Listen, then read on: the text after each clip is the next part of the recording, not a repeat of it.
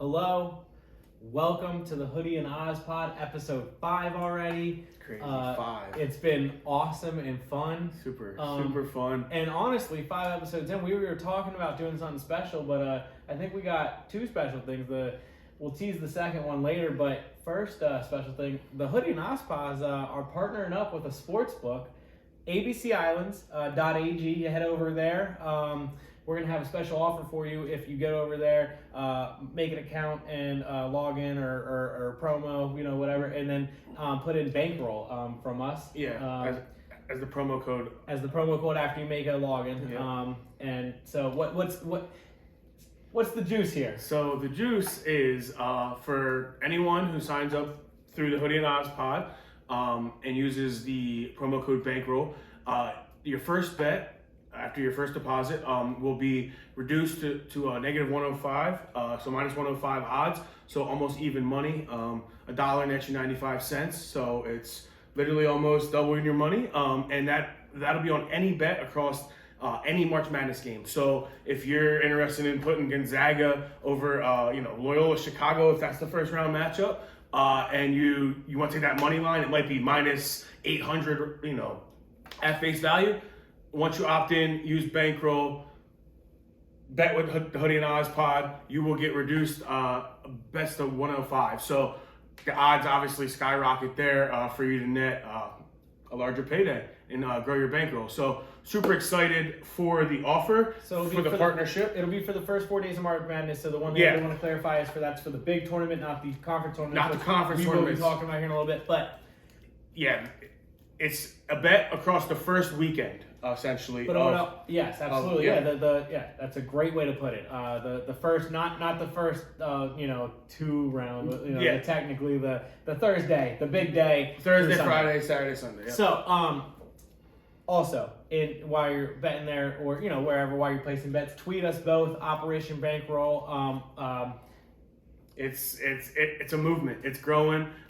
We're having a great time. We're having great interactions with people all over the world. So it's super awesome. At the Hoodie and Ozz Pod on Twitter. We are live. We are up and running. So tweet us Operation Bankroll. Hashtag Operation Bankroll. And also go to abcislands.ag for the promo and everything. For the promo and like we said, Bankroll is the promo code through us, and that's how you get that offer.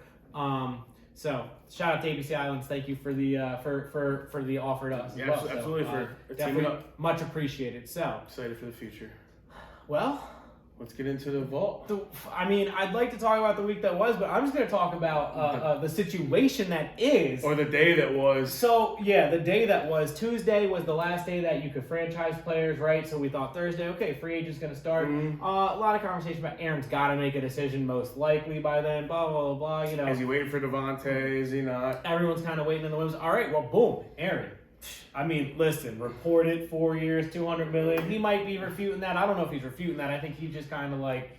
Yeah, let's make it official. He's telling everybody to pump the brakes until the deal's out there. I'm not saying he's wrong. I'm just saying... Understandably so. So, either way. But, listen, we shout out to Pat McAfee enough on this one. So I'm just going to make it real shout clear. Shout out to Source Pat. I know that the first source, the only real source. I don't know if he, made up a guide and just kind of and then Aaron had a cave or whatever. Yeah. No, I'm joking. He obviously reached out to Aaron Rodgers and got Aaron Rodgers to tell him to please tell the world. No, actually, I think Aaron called him this morning. I was like, hey, buddy. That's fantastic. Just some news. That is fantastic. I want you to break into that insider game. Yeah, love it. So good for Pat McAfee because that's what everybody's been waiting for. Listen, I'll be the first to tell you, I could care less. I like weddings and love, and I'm all about that stuff. I love that kind of stuff. But the wedding, the Bakhtiari wedding, a little over-reported on for being someone's wedding. And it wasn't enough on him and his bride. It was about Aaron. That's what I was just kind of like. All right, this is way over the top. Contrary to popular belief on the internet, I don't think Aaron wanted to be the centerpiece of Bakhtiari's wedding. I'll be the first to tell you. I think all you fools need to just chill the fuck out. Aaron puts himself in position to be the centerpiece of a lot of things, and I do think he enjoys that stuff. I do believe that he's not the kind of guy that would make their wedding day about him. Like I said, I do believe there's things that he does that he's like, hey, everyone, gather around and listen to what I'm going to say, and then he's like, fooled you, but this is not a situation I think he was trying to troll or get attention on him about. It's a any way, big shape, or form. decision. They asked him to officiate their wedding. So which that's is a true pretty honor. big honor. So Yep. like again, not making it about himself, they asked him to do it. So, anyways, moving on. Patrick Mahomes deal. Well, so Aaron, if he does get 153 million guaranteed, 200 over with incentives 4 and years, whatever, maybe bonuses, this, that, and the next thing. But I mean, Mahomes. it's $5 million more than Mahomes That's- at 45. And Mahomes is a lot longer. Yeah, a lot longer. So pretty crazy. Yeah, absolutely. But still, to have the same number as Mahomes, year to year type thing. I think it speaks volumes that the Packers literally bent over backwards, held their word, told him we're either going to pay you and make it worth your while and keep Devontae, or we'll help you get wherever you want to go. Clearly, they weren't going to help him get wherever he wanted to go, and I think where he wanted to go and where they wanted him to go is Green Bay. That's where he's at. So. And I agree. I completely agree with that. And the other side of it, with like the money wise and whatnot, he doesn't have to handle all 4 years that way. Yeah. You don't know what the cap's going to look like. This, that, and the next thing. Devontae's situation. This is the first time he's been franchise tagged, so I wouldn't imagine he wants to go through 2, but there's an option. Jordan Love, I mean, what do you think happens with his future? Do they move on from him, or listen? You could kind of keep paying him a cheap number to stay behind Aaron if he would like to, which I wouldn't want to if I was him, because you want to go play somewhere. But is he gonna play somewhere? I mean, I wasn't 100% sure. I wasn't against Jordan Love coming out of the draft, but obviously, like I didn't watch him as much. I don't know. Like Zach Wilson, for whatever reason, I did watch, but Jordan Love, I didn't. I don't know why. They didn't like go to 2 crazy different schools or anything like that. It's the same conference, but I don't necessarily know what they're gonna do with Jordan Love. I don't either. That's why I was asking. Because like I find this to be a very interesting now situation and set up for the future. I think he sits behind him for at least 1 year. Also, circling back on how dumb this is going to be, because I said I don't care about the wedding. I don't think he would have went to the wedding and did all that and like right in this situation, because like LaFleur was there, like a bunch of the Packers brass was there. AJ Hawk was there. He clearly his best friend. Yeah. But he clearly I don't think he already knew his decision and he told them all before that wedding. I don't think he would have ruined the wedding day. I think he would have skipped out himself so that he didn't make it awkward, weird, and bad for everybody else type thing. Yeah, but I'm saying that's not also, a bad guy. That goes back to what you were saying with the Packers and all that. Yeah, I wanted to circle back to all that. Yeah. So, also, I mean, today didn't stop. The dominoes fall. Yeah, it was hilarious. It was like we were just getting into the thick of Aaron and Devontae and all the franchise tags that were flying around, and then boom, Russ is traded to Denver. Rocked the world, rocked the NFL, rocked the NFL nation. It was. I love me some Russ. Yeah, it was. I was not expecting it. It caught me off guard. I had to instantly look it up. I actually had someone I work with is a diehard Seahawks fan. That's who I went to the game with this past year. That's cool. And he called me. He's like, "Dude, what did they get for him? What did they?" I was like, "I don't know. That's not even out yet." I was looking for it too for a while. Yeah. So once that came out, the picture started to become clear. Mm-hmm. They naturally got Drew Lock, so kind of QB for QB. But I'll be honest. Clearly, I love Russell Wilson. Yeah. I liked Drew Lock kind of last year. I took a step back on the whole liking Drew Lock because he didn't take the step forward that I felt like he needed to take as. Well, he brought in Teddy B too. Right, no, for sure. But like Teddy. What I felt, and I like Teddy B, but what I felt, and nothing against Teddy Bridgewater, but he was brought in because it was like if you can't beat Teddy Bridgewater out, you're not our guy going forward. And that's what happened. He was the bar, yeah. So there it is. Like that's kind of where I was like, man, like he didn't. I liked what he was doing to that moment, and then he couldn't beat Teddy Bridgewater out. Listen, a second opportunity for him, good for him. Yeah. Shocking.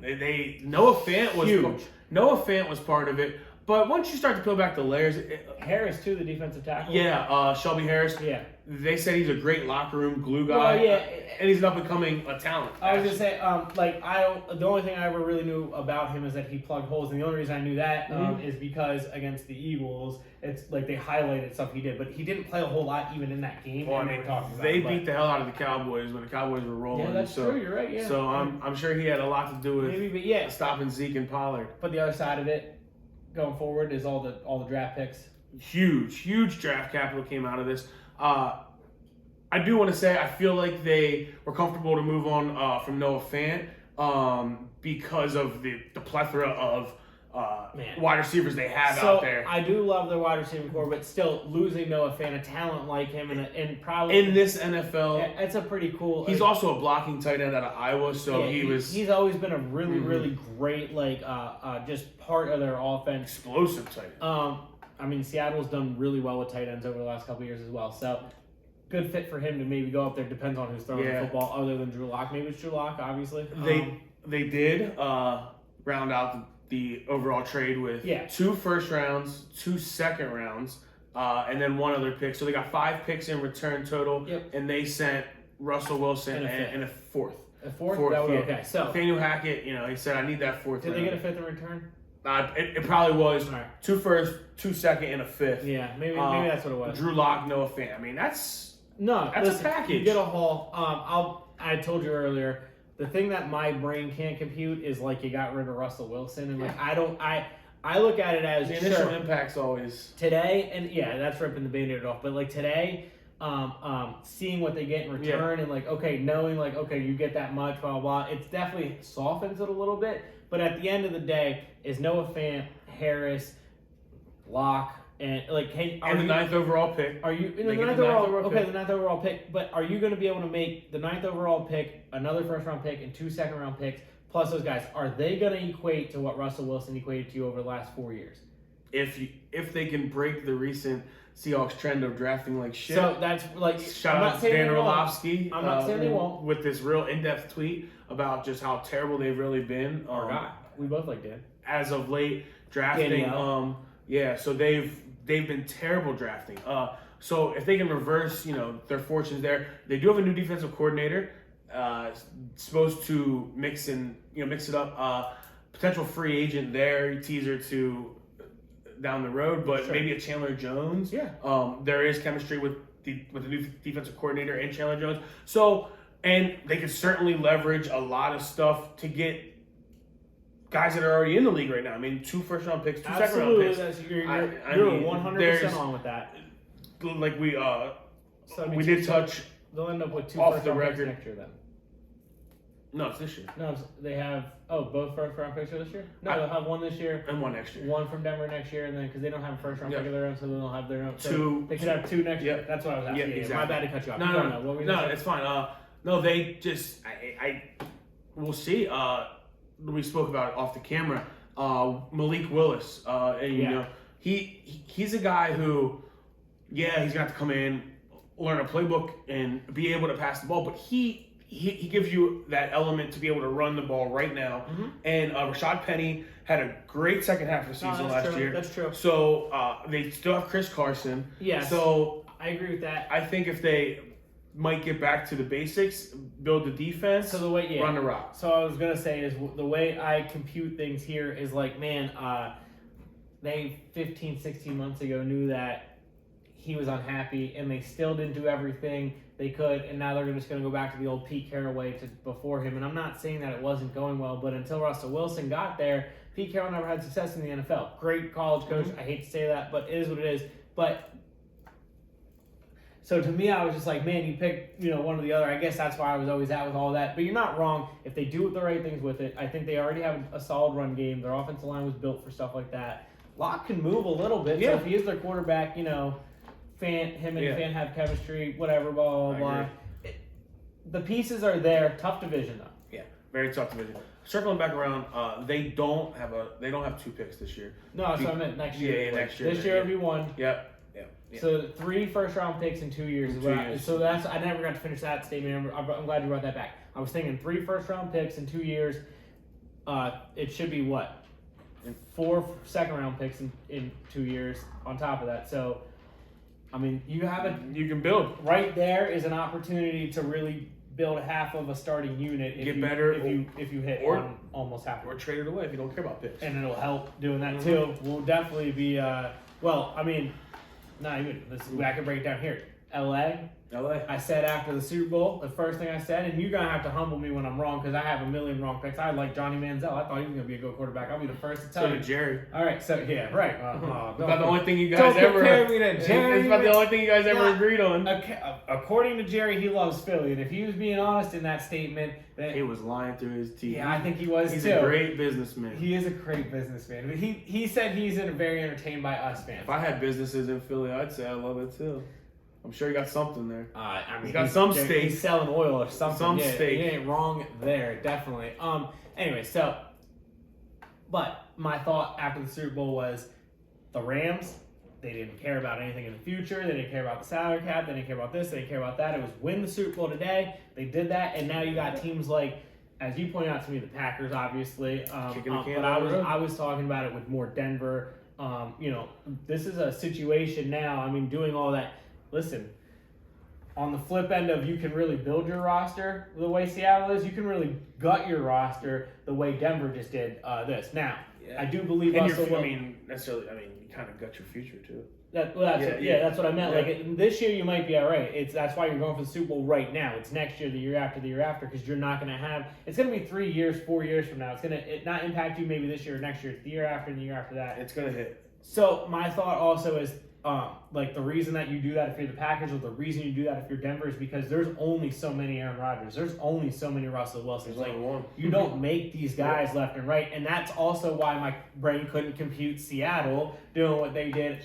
Just again let them go, because right there, it's almost like do everything you can to win the Super Bowl if you got one of these guys, because it's going to be a long time till they get a Russell Wilson in Seattle, and I don't. That's just reality. Like there's no, you're not doing that every day. The Green Bay Packers are the only team I've ever seen go from one to the next one. Look at the Miami Dolphins, still looking for a quarterback since Dan Marino. Like that's, and I like Tua, but Seattle was in a less than desirable cap situation, and everything absolutely before this move because of them, going all in for Jamal Adams, which. Again, not the best trade for him, but I love the talent, I love the guy, the player. Now, you do go to Seattle and you get Tyler Lockett, DK Metcalf.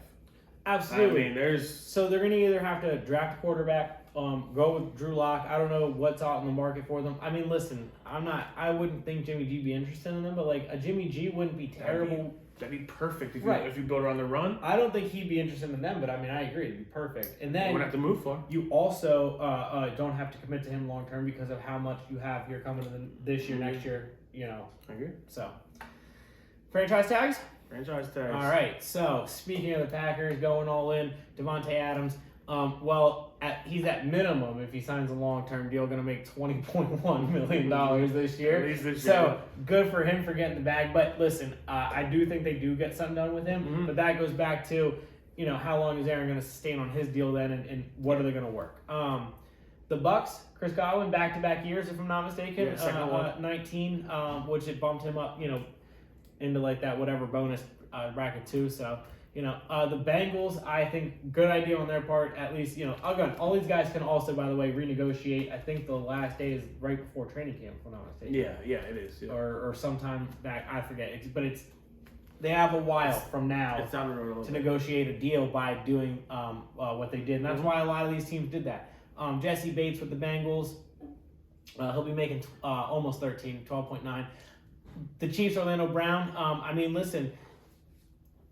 Anchor of that offense at times. Young, good, athletic. You got to protect the bag. So. Yeah, so he getting 16.5, just over. Also, young, good, athletic. Cam Robinson from the Jags. Yeah. I mean, same number. Pretty smart idea when you're talking those two quarterbacks, right? Because Lawrence is going to need protected. Mahomes is going to need protected. So for years to come. The Dolphins. Mike, I can never say his last name. Gesicki. That's what it is. Yeah, and listen, I'm Coal Region kid, so I should be able to say it. Listen, 10.9 though, so almost 11 million. Yeah, that's the tight end number. Yeah. Dalton Schultz got it for the Cowboys too. And David Njoku. Njoku from the Browns. But so I wanted to circle back to the Dolphins. New coach, new system. He's the perfect kind of tight end for them. So obviously, good idea for them to do. And everybody, all these guys that we named, it if the teams don't get a deal done with them, it kind of gives them that advantage that they have them for the next year. That's the whole reason that this was. They have them for a year, and they're getting paid like good market value. And usually every year I have like a gripe with some team doing it to one player that I'm just like, man, you shouldn't. I think I would have did it to all these players if I was like. I think every team made the right decision this year, and I usually don't feel that way. I genuinely don't, but I would have done that if I was. I think it's big for the Cowboys to bring back Dalton Schultz. That's Dak's security blanket. Yeah, absolutely. He's a yard getter. Yeah. He's a touchdown scorer. He was a second or third round pick out of Stanford, and he always sat behind Blake Jarwin. Blake Jarwin got hurt back-to-back seasons. That's true. And then Dalton Schultz emerged. Blake Jarwin he was diagnosed last week with I don't think he was diagnosed last week, but it came out last week that he has a very abnormal injury for any athlete in his hip. That sucks. So they don't necessarily know what the future holds. Yeah, what the future holds. So, and which is a little bit interesting, but, being a fan, I understand it. They didn't franchise tag Randy Gregory. So Randy Gregory, they're either going to extend him and there's no guarantee DeMarcus Lawrence comes back. Who would you pick? Who would I have picked? Yeah. Dalton Schultz. Yeah, okay. Yeah. I would have picked him too. Yeah. I'll be honest with you. Because sure you want to get Randy Gregory back, but if it is what it is, you can't re-sign him. I think Randy and the organization can certainly come to a long-term deal. I just think it's more premium position to handle the tight end position for them, to be honest with you. It is. Now, time will tell with what happens with DeMarcus Lawrence, and that's true. I think all of the moves that happen heading into this throughout this offseason with the Cowboys at the defensive end edge directly correlate to what they believe the future is for Micah Parsons. I was just about to say, I genuinely hate to do this and make this 100% about Micah, but the whole reason I actually go with the tight end is because you have Micah on the other side. Like, you'll figure it out. He's on a rookie deal. Like, you're not. Yep. Him, Diggs, CD, they're all on the rookie deal. You know what he is? He's the quarterback on the rookie deal for them on the other side. That like most teams, you're going to need your quarterback, your best player, to be on the rookie deal. You know what I mean? It's the exact opposite. They got lucky that one of the guys who can make the same kind of impact almost is on a rookie deal, and that's basically where they're going to be able to make their stride. I mean, he obviously doesn't touch the ball every time, but he maximum effort and maximum results. So. Well, just the impact of the game. I mean, there's no question to me that again, it's impossible to impact the game as much as a quarterback does unless you're a quarterback. But he's a game record. He's done it more than anybody else other than the quarterback. I guess the way I look at it. So, and that's just 1 year in the league. I hate that, but. All three of those tight ends that we were talking about, all special tight ends in my mind, and make different impacts for different reasons, but all really talented and the future of that position. Absolutely, I think is all three the way they play, you're not wrong at all. And they've all made a name for themselves in their own way. They do different things, but like you said, they're still the similar style of the future. So I agree with that. We wanted to tap back into the week that was after the day that was on Tuesday of this week. The Combine was last week. That really snuck up on us. Yeah, it really did. It's because, I'll be honest with you guys, I'm just not the biggest Combine fan. I used to love it. I used to relish over it. I used to watch all of it, tape it.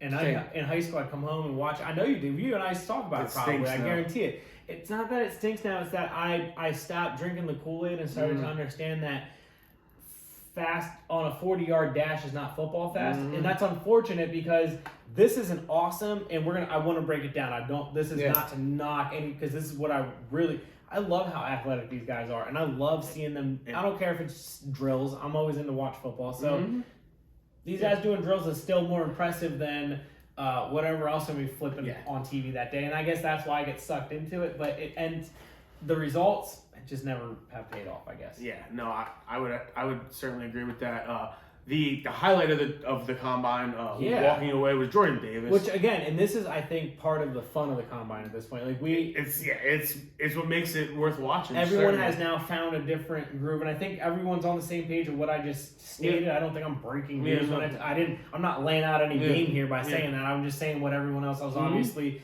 probably said and thought many times before, but. So what we're about to talk about with Jordan Davis is just absolutely, that's the highlight of it. It's the fun of it. That's what makes it great. I mean, this guy, 341 pounds, walks out there with a swag, with a strut, with a smoothness, just clocks a 4.840 like it's nothing. Laser time. I mean, that's as accurate as it can get. And then he stepped up 10-3 broad, 32-inch vert, 341 pounds.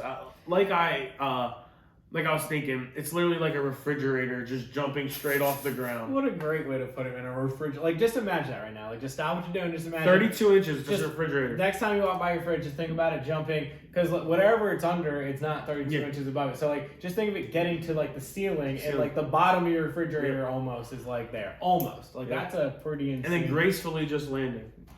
Yeah. It didn't come down hard. It didn't shake the whole house. It just floated. Gracefully landed. Yeah. Just so listen, and these are the special. things that, and again, the combine speed different than football speed, but like at the end of the day, when it's put up there on the board that Patrick Mahomes ran a slower 40 time than him, right? Does Patrick Mahomes think just for a second? I know it doesn't mean anything because he's like a second later, he's like, nah, it doesn't mean anything. It's coming. But for a half a second, does he think? Is this guy really gonna catch me? Like, you know what I mean? Is he catching from behind? Like, am I in trouble with a defensive maybe tackle? Like, and like what? Like the freak, a defensive line? The freak, the young lion, Micah Parsons tweeted with the emojis like freak. I mean, and Micah ran a 4.3 last year at 240 pounds. He did. So I mean, if he's calling you a freak, you're a freak. And the refrigerator and everything else we're talking about, blah blah. That's also part of like what a way to showcase 10 years ago what they look like to what the players look like today to what they might look like 10 years from now. And that's why football is my favorite, because a guy that literally looks like Tom Brady looks in that infamous, famous Tom, you're the GOAT. Please don't take this any. We love ourselves some Tom Brady. But that picture of Tom at the at the combine. No question, he looks like me. He's the GOAT. Chubbier than that, but he's the GOAT. And then we got people like Lawrence Taylor is the GOAT too. Yeah, you're not wrong. That's why football is the greatest. You're not wrong. You're not wrong. Aaron Donald, right? Aaron Donald and Tom Brady played in a competitive playoff game this season. Yeah, exactly. On the same field, and they're both the best at what they do. That's incredible. That's literally makes it the best. I agree with you. That's what makes it the best.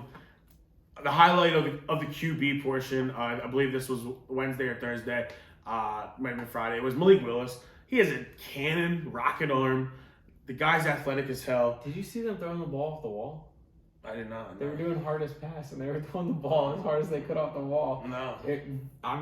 I'd suggest looking just one clip up, because I'll be honest with you, again, mean nothing. Like, there's no question that coaches were standing there saying, I do not want you throwing that through Devontae's hands that hard, Devontae Smith's hands that hard. Like, the Eagles coaches were just like, nah, please don't ever do that again. But fun to watch. Cool. It was kind of cool, right? Yeah, like, they're just throwing fastballs at the wall. They were literally just throwing the ball as hard as they could at the wall. It was interesting. Malik Willis, he tested out really well. So he was the highlight. Kenny Pickett, the 8.5-inch hands. Man, the only thing part of the reason I hate the combine. Yeah, because of those type of storylines that come out and those type of narratives that are written through the combine. I'll be the first to tell you, and I understand the hand thing. You want to break down what small hands mean for the people who don't? So, I mean, the only thing it really impacts on a quarterback level is ball security. Obviously, if you have bigger hands, you can hold the ball more firm, more steady, and, you have a less chance of dropping it, it's slipping on your hand, someone bagging on your hand. But all right, so here's the way I look at if you're building your offensive linemen to have big hands and long arms, I mean, that's true. You should be fine. And let me take you to another step. The way I look at it as and again, I've been wrong about people, but Russell Wilson, part of the reason I like him so much is because when he was in college, I was saying he's going to be an awesome NFL quarterback, and everyone's like, no, he's too small, he's not going to be able to run in college or in the NFL, blah blah. And I was like, okay, but what he did in college is he got out of bounds. He did did things that made me think that translates that he understands his deficiencies and he's going to go forward. Kenny Pickett in college didn't fumble the ball. No, he didn't. What we're worried about, and I don't disagree with you. The small hands thing have correlated to that. It's the only thing that it truly impacts. He understands his deficiency. He made sure he takes extra consciousness. I'm sure he does. Of this. I'm sure he's been coached up. I hate to say this, now he fumbles 8 times his rookie year or whatever, but at the end of the day, I genuinely think based off his work to this point, his hands have not been a problem. What we would be worried about, you just have to go watch every snap he did, which all these coaches are doing. Right now. They're going to know right away that means absolutely nothing. Nothing. He's a baller. The kid can play. So he can certainly ball out. So for it being more of a show, it being an act, This year was there's no question. overall from a numbers and a data and an analytics standpoint. As much as I am on the fence about analytics, I love analytics. It was huge as far as it being the fastest combine ever at an average of 4.71 seconds. Yep. So that, I mean, on average, overall, everyone was moving. Like the wide receiving class this year is just insanely fast. Unbelievably fast. A lot of the kids DBs from Bama, too, though. DBs obviously. The fastest DB time was 4.23, so 4.2 DB certainly gives you a chance in the NFL with a little bit of technique. Mm-hmm. And 31 players this year ran sub 4.40s. That's the most ever. So that's just absolutely unthinkable. But it goes with the same narrative that we always try to paint, and it's the truth. As we grow, as science, as time genetics, evolves, everyone gets bigger, stronger, faster, and evolution. This is just absolute proof of it. This is the fastest running back, wide receiver, offensive line, defensive line, linebacker, and DB group to ever test out at the combine. So Indy had some fireworks for it just being like some drills and listen, a glorified workout is essentially what it is. Absolutely, and again. It usually doesn't translate, but how fun is that to like just be able for them to all be able to say? I mean, I was a part of the most explosive draft class. You know what I mean? Yeah. Listen, it might start translating that kind of stuff because analytics and data and blah blah blah. It just like reminds me we were talking about Randall Cunningham and Mike Vick and Cam Newton's and blah blah blah. Lamar. It just reminds you like how again the evolution of it, it's like great. of where it's at. So and it just continues, and it's not just at like the more athletic, or what you would think would be the more athletic positions, like the wide receivers, the quarterbacks. It's happening on the D line. 340 pound dudes moving like gazelles. The best way to put that is Ryan Clark. One of my favorite stories from Ryan Clark is he said in a preseason game, the final year he played, he knew he was retiring after the year because he looked across the field and Cam Newton was playing quarterback for the other team. And he knew. And he said, if they're making quarterbacks like that, I can't play. I don't play the same sport as we used to. And it's really funny because he's a DB, so everything we're saying about that's exactly where it's at. Speaking of freaks and genetics and evolution and science, our GOAT. Saturday night, LeBron James, Ramon James, put up 56 points in the same game Steph Curry played in. Steph Curry only put 30. Now, 30's impressive. I'm not going to sit here and knock it. It's a good night's work. But what's Steph Curry to you? The greatest shooter of all time. Steph Curry's the greatest shooter of all time to me, and he's the greatest shooter of all time to pretty much everybody else you talk to. In the same 4 quarters, on the same night, in the same building, underneath the same roof, drinking the same Gatorade coolers, a same announcer, same broadcast, same everything. LeBron scored 26 more points than the greatest shooter of all time. When they had to win. They had no choice. They had to win. He had to set a statement. He had to show his team that he's not messing around. This is not who he associates himself with. Is peasants. Shout out Coach JB. Westbrook. Not LeBrick. LeBron. Westbrook. Yeah. King James. But Westbrook. He doesn't do this. This is not who he is. But unfortunately, this is what he always has to do. I'll be the first to say. What he always has done is have to overcome and lead a group of blind when he can see the best. Okay. This particular situation, I feel like is LeBron's fault. Most years, I do not feel like I feel like the Heat thing turned into he didn't have the control that he wanted, and then a lot of this, that, and the next thing, blah, blah, blah. And it wasn't the team that he thought, you know what I mean, going to the finals, and then he leaves the Heat because he felt like, all right. Yeah. Then he goes to Cleveland, I have the control I want, right? They win the title, they get to the title every year, blah, blah, blah. Kyrie leaves, okay, so not really circumstances he can control.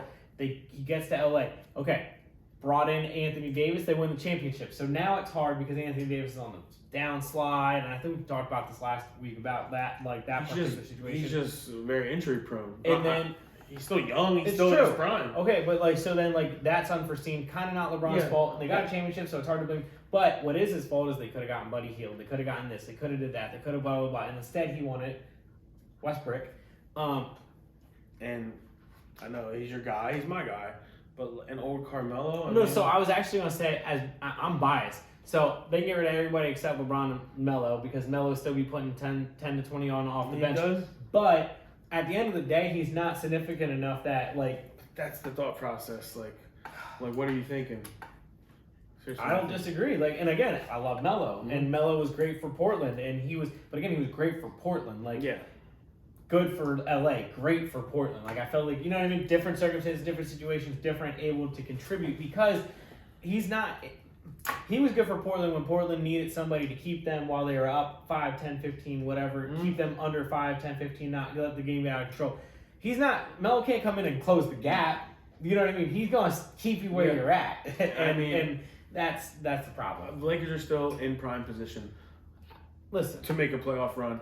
Probably have to play, the Suns or the Warriors round one. That's what I was saying. The thing is, you get into it, good luck. You get through one round, you get through 2 rounds, now you're just probably beat up to the point where, can LeBron, and I love LeBron. I don't know if they can get through 1 or 2 rounds as the 8th seed. There you go. So and plus you got to get through the playing games. Yeah.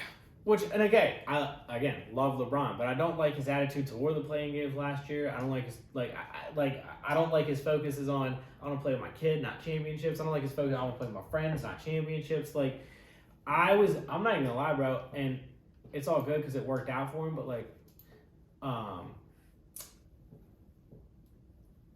I didn't love the idea of him going to Hollywood because he had opportunities to go to teams where he could win championships. Yeah, I can't.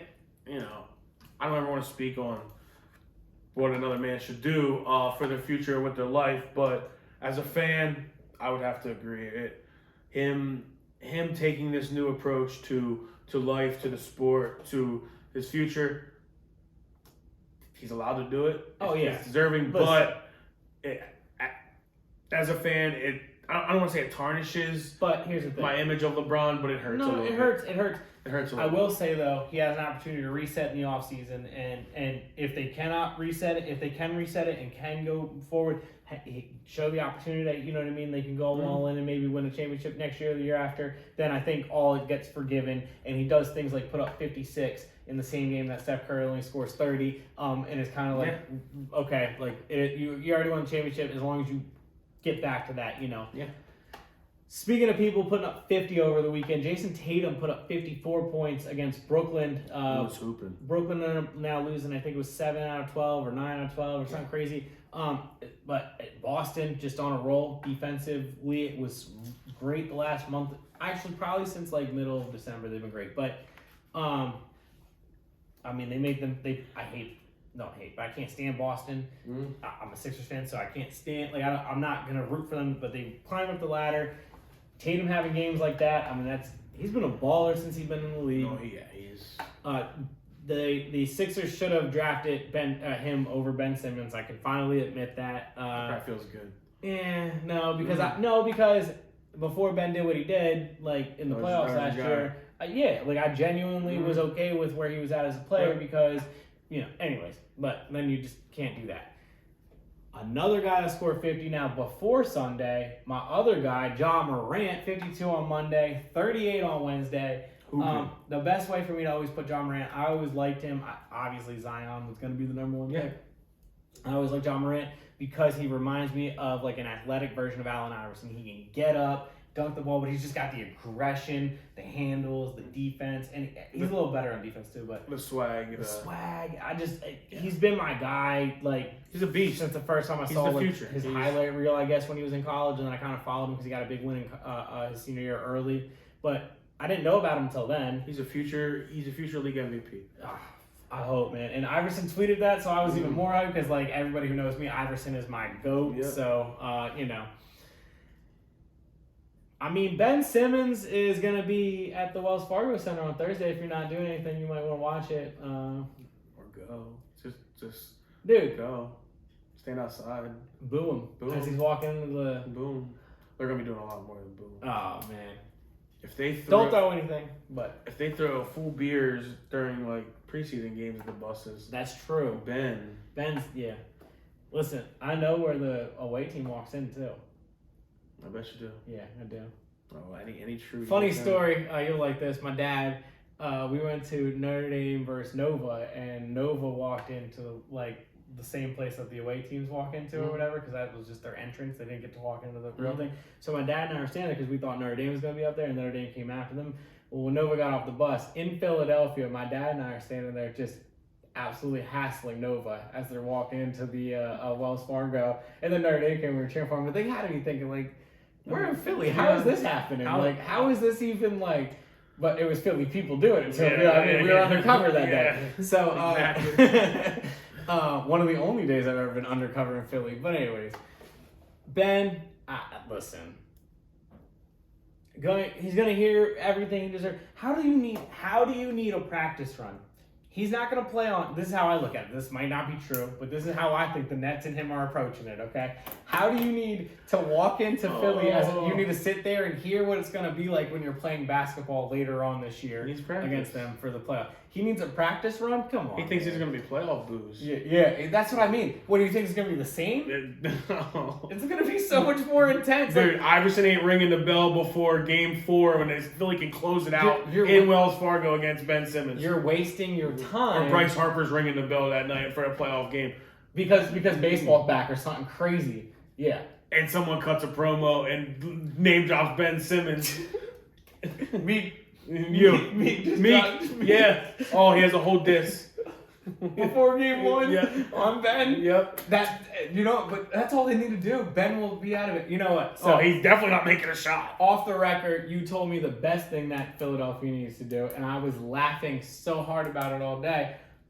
Thursday night, the Philadelphia 76ers need to have Gritty in a ski mask ring the bell, and then I told you that I think that they should put boxing gloves on him and have him just kind of... No. Keep the ski mask on and just stand behind, like, 2 rows behind Ben the whole game. Just have Gritty just stand behind Ben, 2 rows behind him the whole game. In a Sixers Ben Simmons jersey. Just grilling him. Just grilling him the whole time. Just let him know what I'm there for. Because I'm Gritty and I don't do basketball, but I'm here for you. I'm here for you. Yeah. So, that's all. That, to me, I was laughing at the whole Gritty thing today, man. That made me laugh so hard. But anyways... I can't believe he needs a practice run. It's going to be rough for him that night. It's not surprising. He's a soft ass bitch. Speaking of them losing so many games, I do kind of, and again, just me thinking, conspiracy theorist, sports guy, I think that they wanted to have a lower seed so that they could have Kyrie Irving in any Game 7 in the playoffs. No matter what they ran into, East, West, they would have him no matter what in Game 7. If that's what they're writing home about, that's not a good recipe. Listen, I think that only playing because we only have a month left in the season, it's going to be 6-7 games that Ben plays with them, and it's only going to be 3 or 4 with Kyrie because Kyrie on the road. So like, is that enough? No. Is that going to be enough for them to be able to get into it? Not. And I love Kevin Durant. Like, I am a huge Kevin Durant fan, but I just, to me, as good as he is, and he can win a series or two, but I mean, going up against the Heat or Milwaukee, Philly, in a whole series, is he going to be able to do that with those two where he... Highly unlikely. And I mean, I try not to be this guy, but like, Kyrie and Ben? Yeah. I mean, is that a good mix? Like, okay, so, moving on. And not just on the floor, I mean in general. Yeah. Like, your locker room's got some wild stuff going on there. Definitely. KD's the calmest. By far. That's nuts. By far.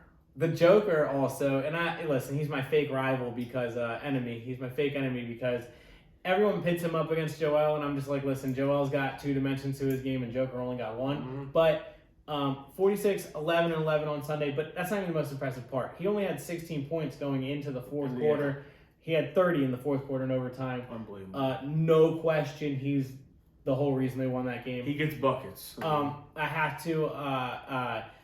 I have to admit, I was paying attention to that game, but only because it was the last leg of a 5-leg parlay. And once CJ McCollum hit his 23rd point and with 4 minutes to go, I stopped. I didn't even... Nope, went to sleep. No, I didn't even go to sleep. I was watching another game, but I didn't even check back on that game. The next morning I woke up and I was like, Joker scored 46? And oh, wow. I totally didn't even just...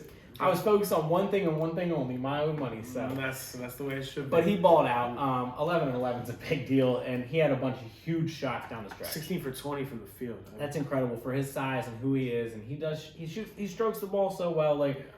like I said, it's a fake rivalry. It's a He's fake productive. enemy He's productive as because hell. I do genuinely like him. I love his attitude. I love his brother's attitude. Yeah. His brothers. I love their attitude. Anyways, so. College basketball. Yeah. It's time.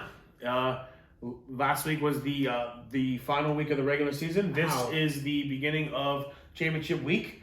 It started today. The nice little 2 o'clock Tuesday tournament games. Love them.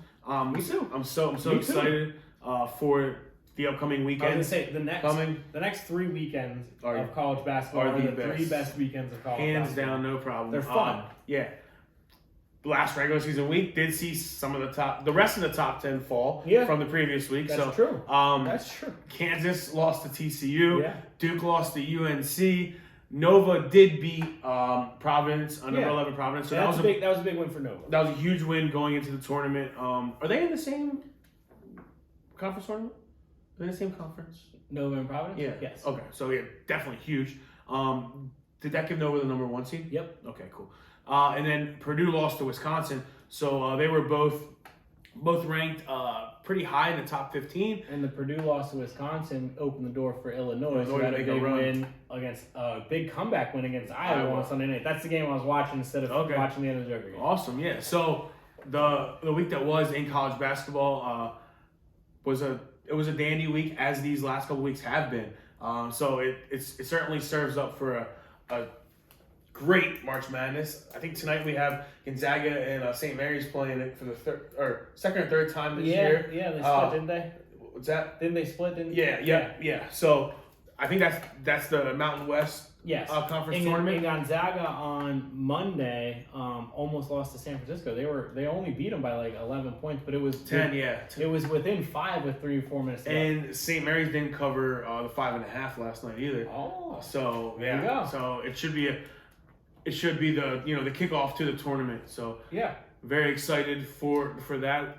We'll tap into the conference tournaments coming up. I'd like to circle back. I mean, I'm a Coach K fan, but you're a Duke fan, so I know we don't have to talk about necessarily just the loss, but Coach K, it's a rough way to go out, but I love. There's only one way now to send him out. I agree. I could do the whole hoopla, get on a soapbox, and just express all my love for Coach K. Coach K has provided me with more championships than any other of my teams in my lifetime. Very true. So I'm forever indebted to Coach K, his lovely family, his speech, everything was incredible. I was about to say, well, the speech. And I'm personally always been a huge John Shire fan. As soon as I saw him on the bench, him and Nolan Smith on the bench a few years ago as assistants, and then Capel started going out. A few of Nate, I'm drawing a blank. Nate on the coaching staff.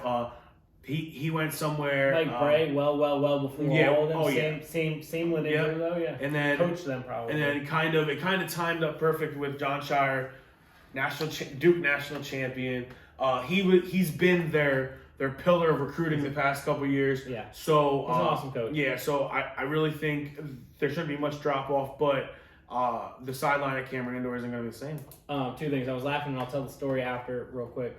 After the what I want to say, the Coach K thing though, with his speech. Coach K's speech.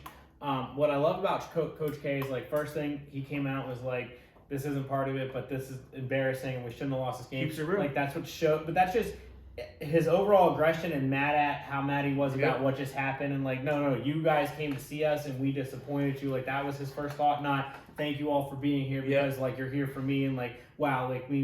No, he was like, I'm sorry to you guys because I'm part of messing that up. That just shows, one, the kind of coach he is and why he got to where he is, and number 2, a line that's always going to stick with me forever because I love Coach K before this, but like, it's just something that's like always going to cement it for me. He said that he'll never say that he loves basketball more than anything because the people he loves more than anything gave him an opportunity to love basketball. That got me, and that's part of what I love Coach K. Yep. The reason I was laughing though, man, and this is like a personal, for you and I, but part of the whole reason we're here, because like we've always been friends.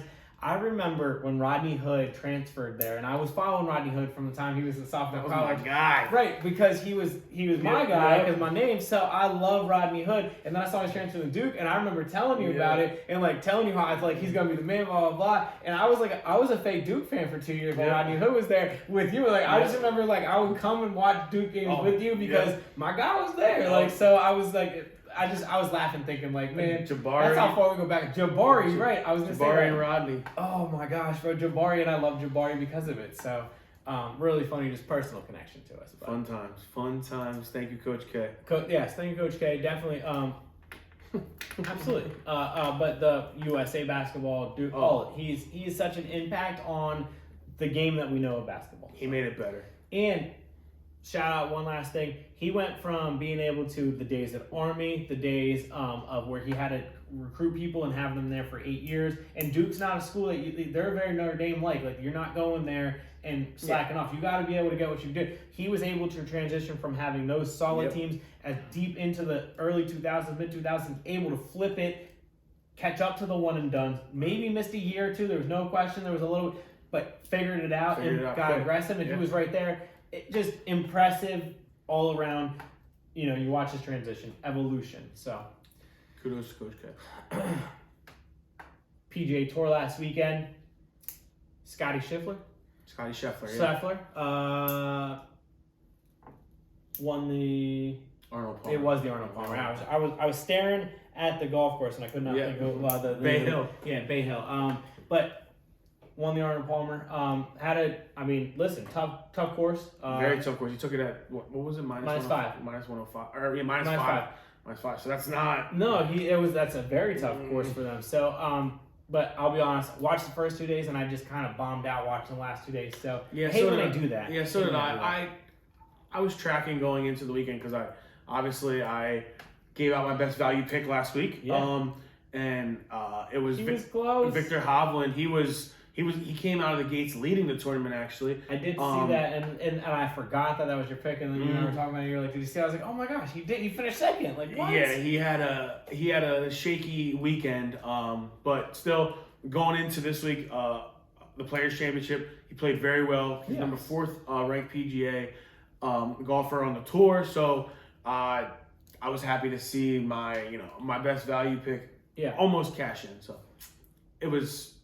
That's what kept me watching. Yeah, and the Arnold Palmer's always been a good warm up for the first. It's a great warm up for the first major and for championship in Walla Walla. So it's always, the season golf, and I always like it comes upon so quick because it starts so weird early in the year, but then by the time it looks like Dubai in January, right? But that's what I mean. But then springtime comes and you're like, oh yeah, we got big tournaments Masters, now. So I think the Masters is right around Easter. Yeah, so that's gonna be awesome. Yeah, you're absolutely right. Wow, Bristol is Easter. So that's awesome. If that's the same weekend, that'd be nuts. Oh, that'd be so much fun. Bristol dirt race.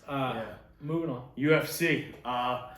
Hoodie he's always had his foot in the water, but he's putting his leg in. I'm loving it, man. He's getting ready to go swimming in the shallow end of the UFC waters. I have family that loves UFC, so I actually went and watched the fight with some family and had some people who are into jiu-jitsu and all kinds of was as into the storyline as you, all of that. Explaining to me, I'm talking from the Greg Hardy fight, even before that, but from the Greg Hardy fight on the pay-per-view on. It was awesome. So that good stuff, yeah. So we had a pay-per-view this week, Covington versus Mozvidal. It was a blood war. It was a war of former best friends. Very rarely does Dana make a main event fight a non-title fight. Yeah. So that speaks volumes in itself right there. And a rivalry, gives you that. Exactly. When they asked Dana about it, he said this is the fight everyone wanted to see, so we made it. Which was... And listen, I have my problems with Dana, but that's something that Dana's always willing to do. He's willing to give the people what they want. When they go in that war room and they make those fights, they are arguably the best matchmakers in the game. So they certainly give you what you want. Listen, and it's way deeper than just this UFC 272. I mean, they're building it out. So I agree. It's a sweet science. But Colby did what Colby does. Comes in. He's a stellar wrestler. Pac-12 champion wrestler, so he's no joke. He's a D1 guy. He's been on the mat his whole life. So he came out, took Mozvidal down 6 times, was capitalizing on the ground. He had about 30 more landed strikes than Mozvidal, but that directly correlates to Mozvidal didn't have any takedowns. So he was striking just from the stand-up position and just from kind of countering and trying to get back up. So the 3 judges all scored it as a unanimous decision for Colby, 49-46, 50-44, and 50-45, all for the winner, Colby Covington. So that kind of sets Colby up now to he called out Dustin Poirier. He thinks he can bang with Dustin. So a lot of things go into that fight. One thing that I kind of knew Colby was going to do. Colby's going to hold the glove. He's going to do all those little things, all those little legal things. Wrap his toes in the cage. Knee him in the low blow. The eye poke in the first round. I mean, that's what Colby does. That's how Colby stays relevant. And then if Colby can out wrestle you, he's going to take you to the ground. And he's going to be 1,000-pound boulder on you and not let you move. And listen, so as somebody who comes from the boxing world, because I do love boxing, I definitely would rather a nice, back and forth or whatever, But at the end of the day, strategy and how you win the fight, consensus at definitely the place I was at, everyone thought for sure he clearly, like you said, unanimous won it.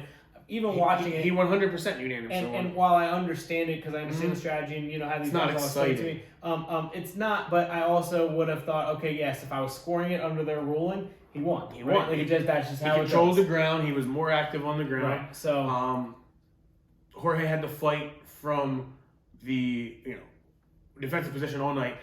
One thing that did impress me, and I know Jorge Mozvidal did come out and say that he was flat on his feet. He wrestled flat. He didn't look great, but I would counter that with I thought probably out of the 6 takedowns, he at least got up from 4 of them. And was able to reset. But the amount of drain that brings on a human being. I was gonna say he still looked freshish at the end of the fight. Where I do feel like if there was an opportunity and they were standing up even a couple rounds longer, he might have gotten another good bop certainly because it takes a lot out of you. Like clearly, I watched in the other fights, those guys once they were taken to the down, they had no chance at all, and it still felt like I didn't feel like he had a chance to win the fight, but he had a chance to still get a pop in. And that's not usually the case in those situations. And I wouldn't be doing the fight justice or Jorge Mozvidal any justice if I didn't mention he did connect. I mean, it was a beautiful shot right to the chin. He did. In the 4th round. That was a nice shot. I just don't think he had any gas to really hop on and really finish him, but he could have. He certainly could have. I don't know if the ref would have called it. The fact that he was able to hit him like that, I think he would have had another hit like that a couple rounds later if they kept going. I mean, and that's what impressed me. He's got hammers. He's got hammer fists. Other guys who got taken down like that for the whole entire fight, I would have thought the's no way they're throwing anything that would near have that power. So I would say, as for the rest of the pay-per-view, it was a really solid card. I think it got snubbed for fight bonus of the night. The Colby and Jorge fight got fight of the night, so he'll get a bonus for that. But that shouldn't have got fight of the night. Bryce Thug Nasty Mitchell for sure should have got his unanimous decision over Edison Barbosa. It was so convincing. It was actually like alarming, and not for me, but I think for the rest of the UFC and for the bantamweight division, because you've been talking. I mean, what are you gonna do? My man literally took a 36-year-old proven professional fighter, former UFC champion, I believe, to the ground, controlled him for 11 minutes on the ground, did not let him do anything, and connected with 173 ground strikes. They talk about being busy on the ground and continuing to keep the pace of the fight, and he kept the same pace of the fight as he would standing up as he did on the ground. So he's very, very, very talented, very impressive, and he's the future. I think Dana he'll give him 1 or 2 more prove-it, tune-up fights, and then I think Bryce is going to be a main event guy. Thug Nasty is I'll be honest, he was entertaining, really entertaining fight for his style. Was still super entertaining because you said how impressive he was when he got to it. Also, you had put me on a little bit before him. Like you said about how Barbosa might be the better, takedown, blah, blah, blah, all this stuff. But like Mitchell's the better fighter. You know what I mean? He's scrappy. And he showed that. Like he showed that in that fight. Yeah, and he tried to swing with Barbosa, but he got caught a couple times, and he was like, all right, I know how I'm going to win this fight. We got to win. That's the point. Very smart. And then, before we transition on, shout out to Bryce Mitchell. After he won, he went up there and he said he was going to donate $45,000 which was to awesome that he said the underprivileged kids in his home state of Arkansas.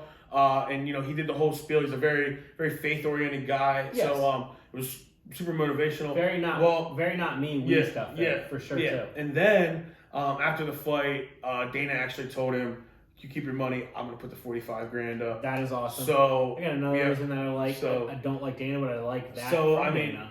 in that $45,000 was half of Thug Nasty's fight purse. For sure, right? So and then to highlight the night, Khabib Nurmagomedov, the most deserving award I've seen in a long time across all sports, it is going to be inducted into the UFC Hall of Fame. For sure. Very young to have that stature, to have that title, but very well deserved. 29-0. Arguably, a lot of people say he never lost a round in the UFC ever in his life. So pure dominance. So it's only right. I did like him, and again, that was me dipping my toes, and I did see a lot of his, a lot of his fights, but I saw a couple of his fights. So. What I'm I wouldn't say most, well, yeah, I guess at this point, most excited for is the next chapter of Khabib and watching him become the Hall of Fame trainer and coach now. Yeah. He already started the Eagle FC. They actually fight this Friday. Okay. So he's got his own promotion. He's got 3 or 4 of his own fighters that he trains. He's a great guy. He's going to give back for the rest of his life. Yeah. He's going to live in his dad's image, and his biggest mission is to make all of his dad's dreams and wants come true. So he's gonna do amazing things for the rest of his life. He started off very well with his fighter, already having an opportunity for the belt, right? Yeah. So, he's got 2 fighters that are literally neck and neck, and who are probably next up. Pretty awesome. Not to end the UFC on a low light, but I mean, watching Greg Hardy get beat up was always fun for me. So yeah, my brother texted me and was like, he got put on for the set because I mean he wore the star at one point in time. He did. And then I don't like Greg Hardy, but yeah. And then it didn't look good. And then he followed up with the next text like, he's probably not gonna though, because I mean this guy beat. The guy who beat Greg Hardy is a stud. Yeah, absolute stud. Well, he was the other night for sure. He beat Tai Tuivasa before, and who Greg Hardy got knocked out by. So okay. I mean, and Tai Tuivasa is probably I think he's the number 3 ranked fighter in the heavyweight. So all right, yeah. So moving on, Sunday had a little drama for NASCAR at Las Vegas. Alex Bowman won the race. Listen, to shorten up a long race, nobody really led a lot of laps, and then about 45 laps to go, Kyle Busch led until about maybe 8 laps to go, and Eric Jones got into an accident, and it brought out a green-white checkered. And the green-white checkered basically is too many races back in the day, and Dale Earnhardt, my favorite NASCAR driver of all time, his Daytona 500 was won under yellow flag. Too many races back in the day were won under the yellow flag. They don't really love that image. Like I'll be honest, NASCAR still, I know it bothers them that the image is him going slow across that finish line for his Daytona 500 win, and I understand why it would. Like that wasn't the only reason, but that's a huge catalyst to why green white checkered. Okay, but they've done it for a long time. Kyle Busch was complaining because he went into the pits. His team got 4. Alex Bowman, Kyle Larson, they're on Team Hendrick. The Hendrick cars decided we're only taking 2. They came out first, second. They had the front lane. They basically drag raced two laps to win the race. My thought, because Kyle Busch swore, this MF always backing into MF or I don't like Kyle Busch, for everyone who needs to understand. But he was lined up on Alex Bowman's bumper for the restart on the green white checkered. So the way I looked at it was like, well, Bowman came out of the pits first, which, okay, that's all within the rules. He didn't do anything to break the rules to do that. you had an opportunity to pass them and you couldn't. Like, you physically, your car either wasn't fast enough. Clearly that was okay. But either way, like, still. So, like, you complaining means absolutely nothing, because we're so far into the green white checker that, like, at this point, if you can't figure out the strategy or handle it right, to me, that's not somebody backing into a win. That means they did. It's just like if somebody won the game in the 9th inning. Like, just because a team's winning for 8 innings does not mean that team's going to win the baseball game. Should they? Probably. I'm not going to sit here and have an argument, but either way, you didn't do what you needed to do as the team to win the race. So, it's just Kyle Busch complaining is hilarious. He ended up 4th. Kyle Larson finished 2nd, and Ross Chastain, who had a great day overall, and I didn't realize, but he finished 3rd. But he led a lot of laps, and he was probably the most dominant car. So, like, that's the other side of it. Like, Kyle Busch dominated towards the end, but Ross Chastain had the most dominant car all day anyway. So, like, it's stupid to me. But either way, Bowman winning the race. The plus side for me is 2 things. One, I bet on it. I tagged him finishing in the top 3, and that was plus 400, and he won the race. So I was super excited when he came out of the pit second. He was in the top 5 most of the race, especially the final 2 stages. But, like, he was, like, 3rd, 4th, 5th, 3rd, 4th, 5th, 3rd, 4th, 5th, 5th, 5th. Like, I was like, oh, no. And then went in the pits 5th, came out 2nd, and I was like, oh. There it is. Like, I was just jumping up and down. And also the other reason, because I like Chase Elliott, so I bought my son diecast. For people who don't understand, this is a very big version of a diecast. But diecast cars are just the little cars, the little NASCARs like Hot Wheels. So I bought my son, my favorite, Chase Elliott, and then I bought him his teammates, Kyle Larson, Alex Bowman. I bought him my other favorites, Earnhardt Jr., all these other cars. But anyway, so he picked this offseason Alex Bowman as his favorite car because he put together that, all right, well, this is daddy likes him, blah, blah, blah. So Alex Bowman, 3 races in, wins while my son, is his favorite driver. So shout out to Blaze. His driver got a W this weekend. So sentimental for me as well. Also, while I was laughing at Kyle, also part of the reason why I'm laughing at Kyle Busch, because it's just like it all comes together for me there. But that's awesome. So overall, though, the race 2 weeks in a row, NASCAR has done a great job putting on great races, and they haven't done that in a long time. Like, I feel like they are actually, and I didn't explain this well over the last couple episodes, NASCAR has done a good job, and I'm one of these people that they've done, bringing the fan base back. And, like, a lot, the interest in NASCAR is getting to a very high place again, which is a really great thing to see. So I'm excited to continue to cover it. I'll be covering more trucks, Xfinity. I follow all that, so I'll definitely be sprinkling that in over time. Moving on. Yeah. The State of the Franchise. My favorite part of our show by far. It's become a very popular segment. I think it's growing, popularity across all platforms. I think people like that they can go to a one-stop shop and kind of see what's up with their team. For the teams that we've done, we've actually got some hits. So we're gonna keep it rolling with the Jets. Yeah, the Jets. So, do you want to say something? Well, I was gonna say about the State of the Franchise. I just like how it's a refresher for, like, myself. Like, I think this is for me personally. Going over, we love football. So going over something every single week and something new, something I wouldn't be digging in the Jets for no reason. Probably not until right before football season. So if at all, or on draft night. Right. So I've been, big part of it. So keep going. No, yeah. So their 2021 season had some ups and downs, some hills and valleys, but they went in with a lot of uncertainty. New head coach, new quarterback. I was gonna say that. Obviously new system. Yeah, only 2 years into the GM. Yeah, so still building that culture. They went 4-13. Nothing to write home about, but they did have some takeaway wins. They did show some glimpses. They had certain players emerge. Other places they had rookie Elijah Moore. He had a good rookie season. So and I like Elijah Moore. So it wasn't all for nothing. Zach Wilson, he did miss some time as a rookie, but like I said, he had flashes in the pan, but nothing that you can necessarily feel overly confident about the future in.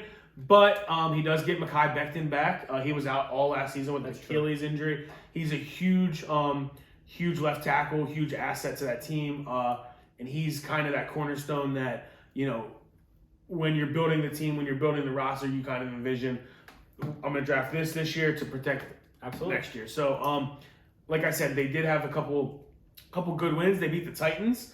So that was a good win. They were the number 1 seed in the AFC. You reminded me that Titans win was with Mike White.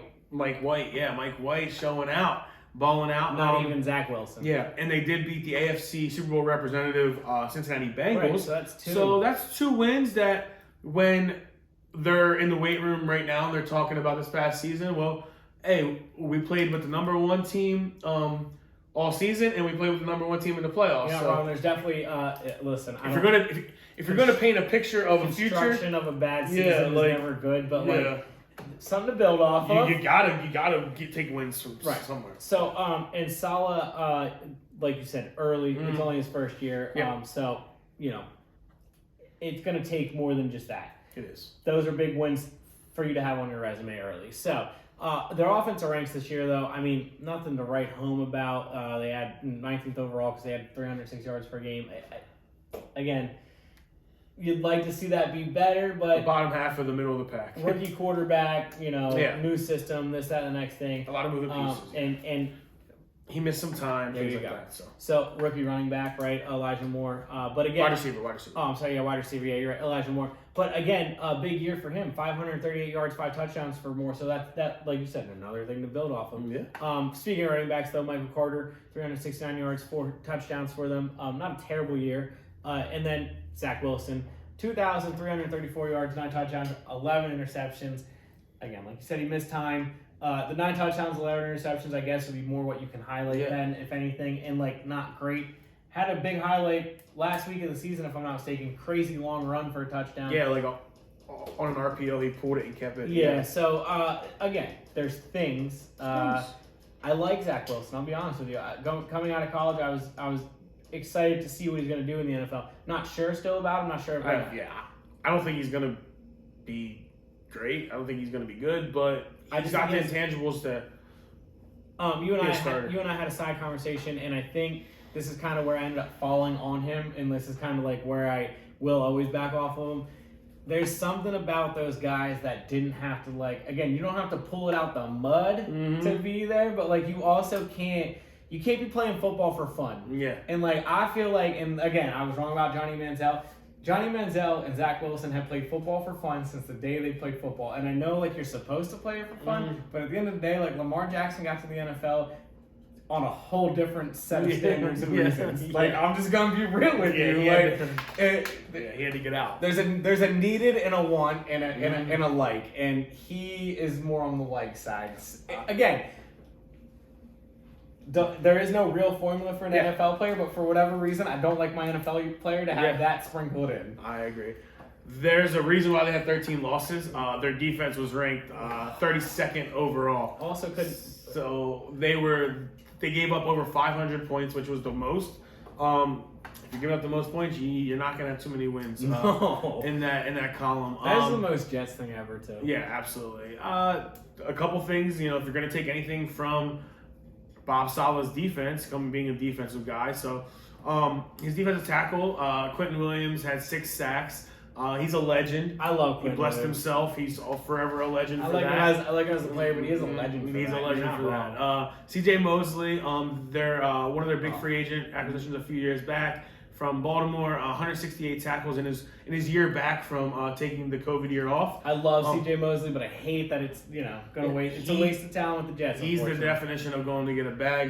Listen, not mad at it. I don't need to win. Not mad at it, but man, I'd love to see him play important football. Yeah, so there's really no reason we need to spend a lot of time on the worst ranked defense in the league. So I completely agree. We can see how they get better. So Bob Saleh, who, by the way, I do like because we've talked about that coaching tree before, right? Mm-hmm. The defensive side of it has a successful guy in LA with the Chargers. Brandon Staley. Right. So, again, Saleh coming from we were talking about the group, not just one coach. We're talking about the whole group, Shanahan and McVay, another defense guy. So I was always I was interested to see how the defensive guys will work out. First year went 2 different directions for those guys, but I do believe that because of what Williams did over there, it gives the opportunity for no one to give up on Saleh and the guys who coach, because there is still something they could have gotten something from those guys. Anyways, moving on. He didn't even go to the combine. I have 5 draft picks. That also just supports our conversation about how important the combine is, though. The head coach, which again, not the guy always making the pick. Maybe, and I don't know. If I was head coach, maybe I'd be this way. But maybe he's just like, I'm. That's not my department. Yeah. You guys handle that. Let me know. Bring it to me, and I'll help. Very you. well could be the case. But still, just for like optics, as an owner, I'd probably be like, hey, yo, you want to just like, can you just spend 1 week in Indianapolis for me, like, or at least show up on a Thursday, like. Give me 2 days out there. I will PJ you in both of them. Mm-hmm. Just give me 2 days out there so that the owner's trying to buy Chelsea. Yeah, so, because of the world stuff going on, Chelsea is now up for sale because they're owned by a Russian guy, and so now their owner, who, by the way, there was something that happened. They had to put something on hold because he lives over there, and so like the Jets had to put something on hold, signing something because he wasn't. I forget what it was, but yeah. So of course he's buying Chelsea because he lives there. But their draft, they have 5 total picks. They're the 4th overall. 2 4th rounders. That's really the only thing to write home about. 4th overall. I mean, you know. Yeah. Again, listen. If you're trying to rebuild your roster, the Jets are in a better position, who traded all this stuff to them. The Seahawks are in a better position than the Jets, who traded all this stuff to them where they were supposed to be in this. Now the Seahawks are in that exact position that they were trying to get themselves in by trading Jamal Adams. Like, ridiculous, but absolutely, it's the Jets. So their cap space, they do have a hefty plus number, $48.8 million available in cap space. So that's huge right there. That is a big number. I would expect if you're not at the combine, you'll be active in free agency. And Joe Douglas, coming from the Howie Roseman tree in Philadelphia, cap is kind of their thing. So. Yeah. So CJ Mosley, to make up the cap hits, CJ Mosley is on the books for $17.5 million. Yeah. Carl Lawson is on the books, a defensive lineman, for $15.3. And then you got Corey Davis, who was a free agent a few years ago from, I believe, Tennessee. Came out of Western Michigan. He was solid coming out. He's on the books for $13.6 million. So your top 3 cap hits are arguably. Well, what I was gonna say, I mean, nothing against Corey Davis, but like other than CJ Mosley, my thought is. Not that I want to give away our future here on what we're going to talk about, but like, do you really think they're going to win too many games next year? They didn't win too many games last year. A bunch of big hits for guys that aren't like impactful enough in my mind. You know what I mean? You have all that cap room. You might as well just kind of make a little more. I mean, what is not going to hurt, right? But anyways, I agree. I mean, that's the state of their cap. Yeah, their cap's not. It's not in bad shape by any means, except for they're not getting production out of those top 3 cap hits. So, I agree with that. If they move some things around, I'm sure if they bring in a notable free agent, he'd probably take over that. Absolutely. Take over that. But they are losing Marcus May, safety, Jamison Crowder, wide receiver, backup quarterback, Joey Elite Flacco. Big arm Flacco. Yeah, man. I mean, I've always been a Flacco guy. I love when he came to Philly as backup, but. None of those 3 are probably going to move the needle for most people. And I guess when you win 4 games, are they going to move the needle for you in your room? Probably not either. But, notable that, and that's part of the reason why they probably have so much cap room. So. Yeah, and by losing those, those guys, and there's a couple more starters who, are not household names, who they are losing. There is the free agent. A free agency starts a week from Thursday, I believe. So they can certainly build back, maybe a Brandon Sheriff to pair with Mekhi Becton on that offensive line to protect Zach Wilson. Maybe open up some holes for Michael Carter if he's going to be their running back next year. They may look, in the draft, maybe with those 2 4th rounders, you can always kind of find a good running back or a serviceable running back in those later rounds. And then, they have Marcus May. That whole thing hasn't necessarily worked out at the safety position for either party. So, bringing a guy like Marcus Williams out of New Orleans, it's been a solid guy. He's played with some really solid, Marshawn Lattimore. So he's done well. He's played in the Dennis Allen scheme, which is a great scheme. Dennis Allen's a great defensive coordinator. Yeah. You'd be swapping, one safety for another, but it could work out better than the Marcus May situation. So if they wanted to kind of look at the free agency market, those are just some possible targets that they might be able to bring in. And I'll be honest, getting to their predictions and whatnot, because we don't know what they're going to be able to bring in. They do have a lot of cap room, so I think there's going to be room to improve and stuff. But like my prediction for them next year would be three wins, because I just until you know who they're bringing in, Yeah. other than it's opposite of how I felt about the last teams we were talking about. Those other teams we were talking about before this, it's always been, well, I don't know what they're doing at quarterback, so I'm a little open. I don't know what they're doing other than quarterback, so I'm very open on that. They have an opportunity to grow, but tough division. So that's part of the reason I got them at 3 wins because, Bills, Patriots, they ain't going nowhere. I think the Dolphins have an opportunity to take a step forward. We talk about that coaching staff, and I'm sure we'll continue to talk about that coaching staff, the coaching tree that, where with Miami and whatnot. But so that's why I have them at 3-13 because don't know where they're at. 3-14. Or 3-14, sorry. Yeah. Extra game. Woo. 3-14, you're absolutely right. It's going to take a couple years. And so that's why I have them there because it's just, even if they do grow and they do the right things with the money, it's going to, now are they going to implement the right stuff to be able to beat not just Miami, but then, you got 2 more juggernauts. So I have them at the same 3-14. I don't think they're going to get any better. And if nonetheless, they might have to take, just one more step back to take a few steps forward in the future. But that $48 million does give them a fighting chance to get better. Absolutely. So in the NFL, you can build quickly. You can go from the bottom to the top. But the thing with the Jets, and I guess that's the other hard thing for me, it's very almost Browns-like at this point for me. Like, you got to prove it to me because it's so often that you find yourself here and you find yourself in a good position to be able to get out of here and you're still here.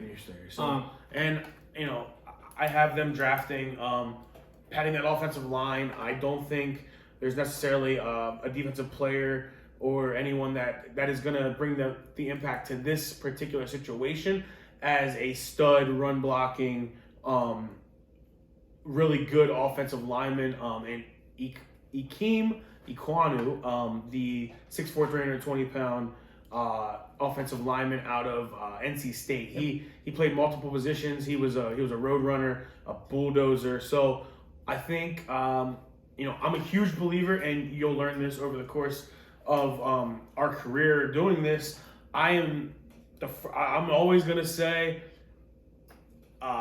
let's build from the inside out, no matter what. I had to sit through 3 insufferable first round drafts that directly correlated into the greatest Cowboy teams I've ever seen. That's true. Tyron Smith, Zach Martin, and Travis Frederick. So that is always my recipe. If you can hold the ball and get 4 or 5 yards a clip, you have a chance. We are on the same page. You have a chance. As an Eagles fan, different reasons because they didn't have to necessarily suffer to get it because they have a great coaching staff. They have the best offensive line coach. There's no question about in that. The NFL. And year in and year out, they just produce monsters. But I agree with you because I've seen it. The formula work. It's about the offensive line. And because of that, I got them the Jets taking Evan Neal from Bama for the same reasons, different style, but he can play 2 positions. Yep. You've talked about him before, so I don't need to cover too much, but it'd be a great anchor to start, building back with Taylor. So certainly. Moving on to the second team of the state of the franchise. A team that started out hot, Carolina. They started off 3-0 this year. They only ended up winning 5 games overall. They started off 3-0, lost 3 straight. It was Dallas, then Philadelphia, that they lost to. Just not.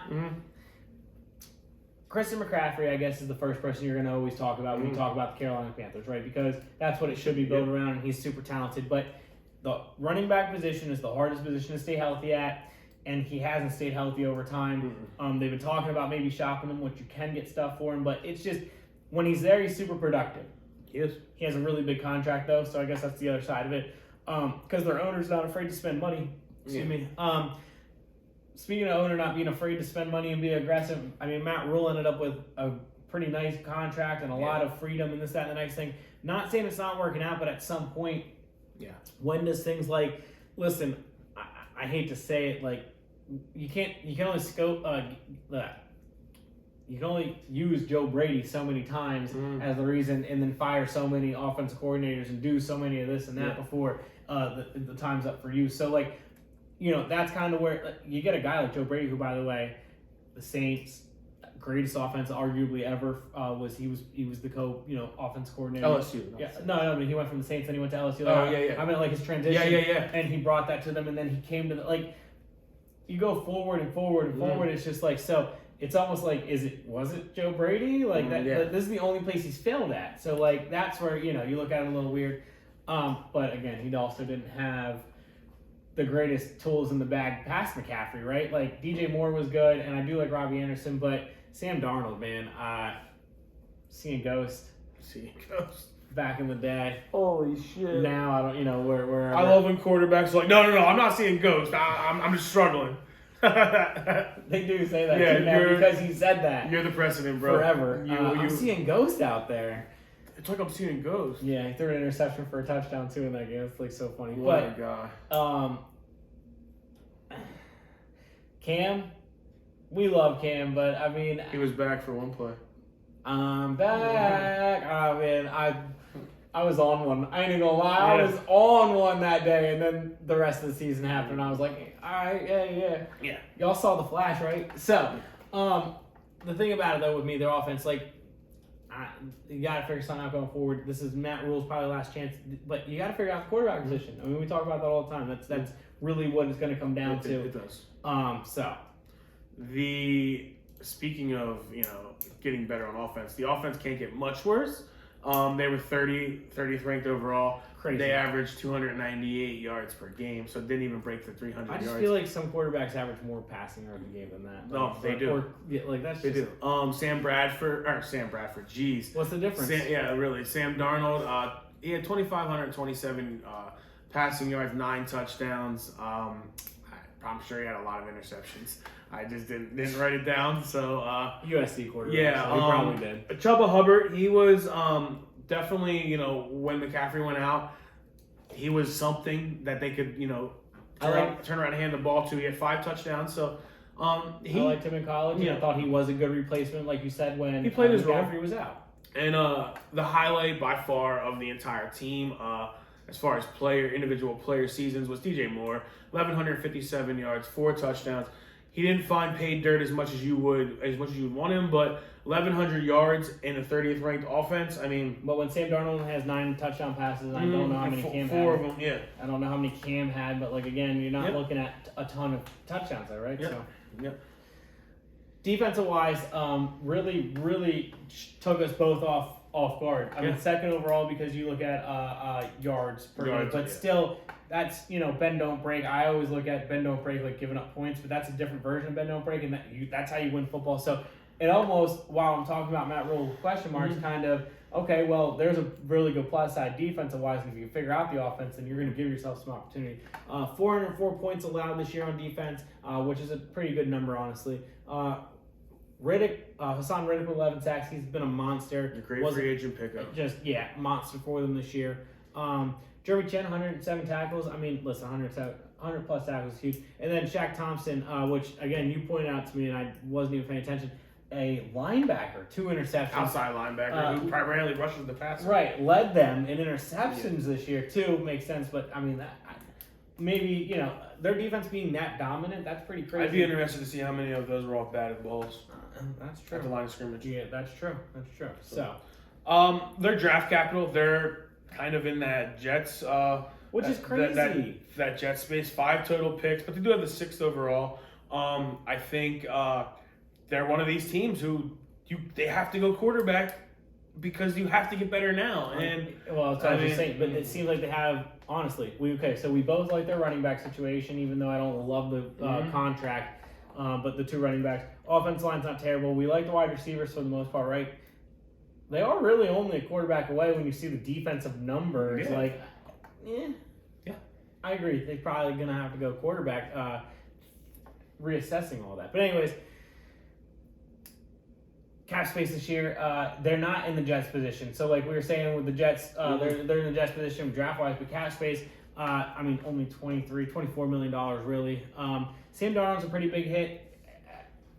If you don't draft a quarterback, then you got to ride with Sam Darnold for another year, and you're in a really rough situation there.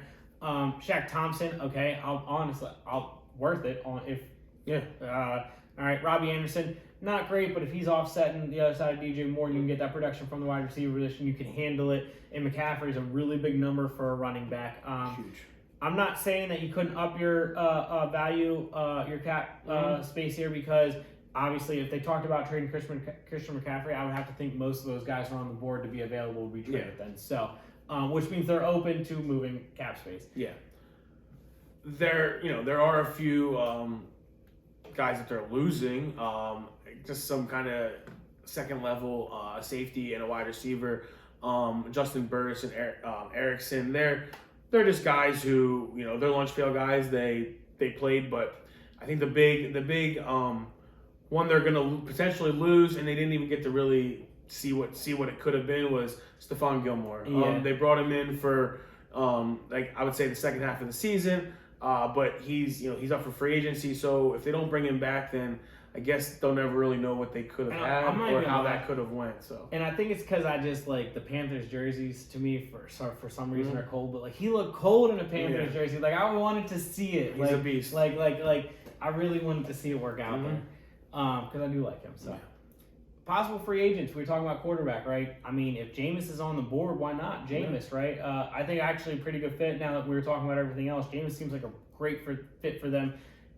New Orleans would be kind of crazy to let him go, though, if we're being honest. Marquez Valdes-Scantling,